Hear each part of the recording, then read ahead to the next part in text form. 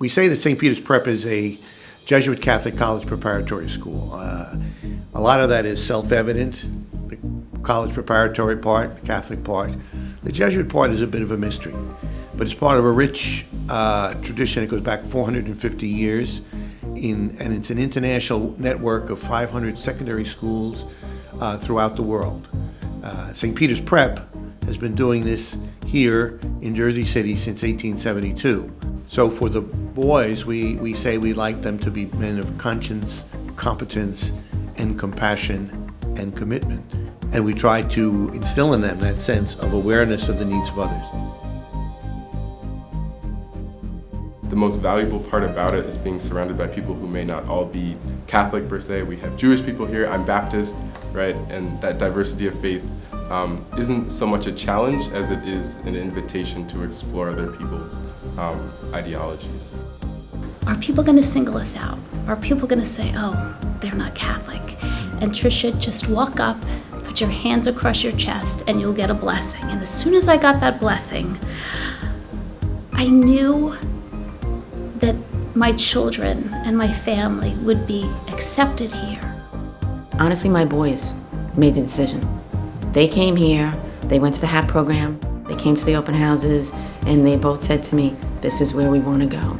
And for me, the Jesuit education just closed the deal. It was everything I thought it would be.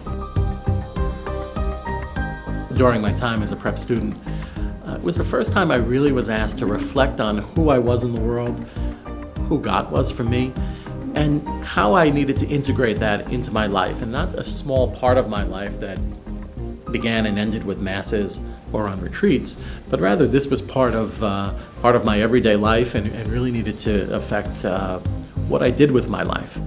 I think the work of campus ministry stays with the students after prep because it offers a chance for them to discover who they are. You know, high school is such a time of identity formation, and if we can offer them the chance to pray and to reflect about who they're becoming and then how they can then put that into service of the world to be a man for others, then we've done something right. This is the Kairos Cross. It's a retreat for juniors. It's really a unique experience that I honestly know no other school has. For me, it's been a nice way to reflect on what I can do with what prep teaches me and use that in the world and really be a man for others.